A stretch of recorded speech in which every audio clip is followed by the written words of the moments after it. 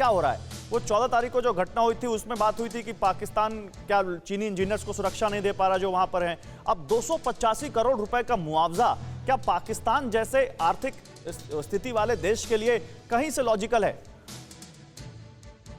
देखें, ये आप मुआवजे के ऊपर स्ट्रेस ना करें। पाकिस्तान इसमें हमारे इसके बड़े इकोनॉमी के बड़े मसाइल हैं, लेकिन ये कोई इतनी बड़ी रकम नहीं है, देने में कोई बात नहीं है। लेकिन इसकी जो सिंबॉलिक इम्पोर्टेंस है, आप उसको देखें कि एक दोस्त जो है, ये दोस्त मुल्क जो कि क्लेम करता है कि मैं आपके हर दुख और सुख में शरीक हूँ, वो on the other hand economy को, मामलात को समेटते हुए दूसरे दोस्त मुल्क से अगर इस किस्म की डिमांड करता है, तो इसकी सिंबॉलिक इम्पोर्टेंस ये है।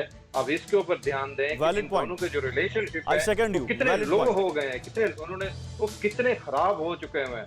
दूसरी आपने बात की है एक उसकी इनके जो चाइनीज इंजीनियर्स हैं या इनके जो सीपैक के प्रोजेक्ट्स हैं उनकी हिफाजत की, तो एडिशनल लिए गए हैं। लेकिन ये भी एक डिमांड आई थी चाइना की तरफ से कि आप इसको मैनिफोल्ड करें। आपको याद होगा कि ये तो पिछले साल की बात करें कि अभी भी चाइनीज इंजीनियर्स के ऊपर 2 अटैक, एक कराची में हुआ है और एक मेरा ख्याल है कि पंजाब ही की किसी तहसील में हुआ है।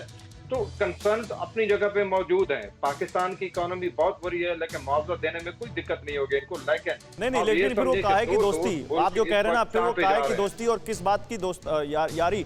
अगर आप यही बात है, हाँ, यही बात है। बिल्कुल आपकी बात से सहमत हूं मैं। देखिए, लेकिन इसी बीच एक यहाँ पर जो खबर आई थी, मनीष जो बता रहे थे कि तालिबान से पाकिस्तान के एनएसए से जुड़ी जो बात बता रहे थे, उसी से जुड़ी खबर है, बड़ी इंपॉर्टेंट है और मैं चाहूंगा कि अपने तमाम एक्सपर्ट से इस पर रिएक्शन लूं। लेकिन पहले खबर बताता हूं, मॉस्को में पहली बार भारत तालिबान से बात कर सकता है। देखिए, बड़ी खबर, अपनी सरकार की मान्यता के लिए तालिबान एक बड़ा ऐलान कर सकता है।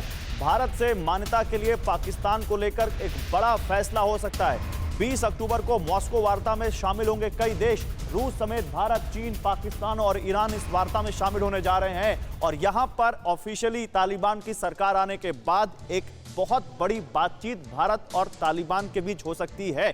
तालिबान को मान्यता किस देश ने क्या कहा, अब आप ये समझिए। रूस कह रहा है कि अफगानिस्तान के अकाउंट्स को डीफ्रीज करे, यूएस तक डीफ्रीज करे ताकि उसे वित्तीय मदद मिल सके। हम सबको मालूम है कि अफगानिस्तान की सरकार का एक बड़ा पैसा अमेरिका के बैंक्स में है, जिसको अमेरिका ने फ्रीज कर दिया है। चीन, अफगानिस्तान का शासन अफगानिस्तान के लोगों के हाथों में हो, विदेशी शक्तियां दखल अंदाजी ना करें, यानी एक हिसाब से वो इसको वैलिडिटी देता है तालिबान के शासन को। भारत का क्या पक्ष है? भारत ने कहा है कि यूनाइटेड नेशंस के मुताबिक अफगानिस्तान में एक समावेशी इंक्लूसिव गवर्नमेंट बने, जो फिलहाल नहीं दिखती है, ना महिलाएं दिखती है, ना अल्पसंख्यक समुदाय दिखता है।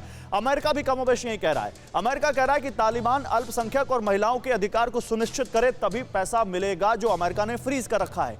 ईरान, जो कि पड़ोसी देश है अफगानिस्तान का और उनके कभी इधर कभी उधर जिस तरह का उनका रुख रहता है, वो भी कह रहे हैं कि अपने कामकाज का रवैया तालिबान बदले। उनको भी तालिबान की जो इस वक्त की वर्क स्टाइल है उससे वो खुश नहीं है।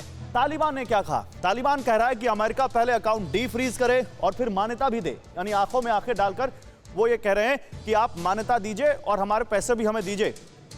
इसके अलावा कैसे? मेज पर भारत तालिबान, कुछ बड़े सवाल। रूस की वजह से क्या भारत पर तालिबान को मान्यता देने का दबाव रहेगा? यह बड़ा सवाल है। क्या भारत और रूस का गठजोड़ पाकिस्तान को अफगानिस्तान से बेदखल कर देगा? यह उससे भी बड़ा सवाल है। क्या चीन पाकिस्तान की मौजूदगी से भारत और तालिबान पर नरम नहीं हो सकता? और क्या अपनी शर्तों के साथ तालिबान को मान्यता देगा भारत? क्या एजेंडे के मुताबिक बातचीत आतंकवाद पर फोकस रह पाएगी? ये तमाम सवाल हैं। परवाह देश की, सोमवार से शुक्रवार रात 10 बजे TV9 भारतवर्ष पर।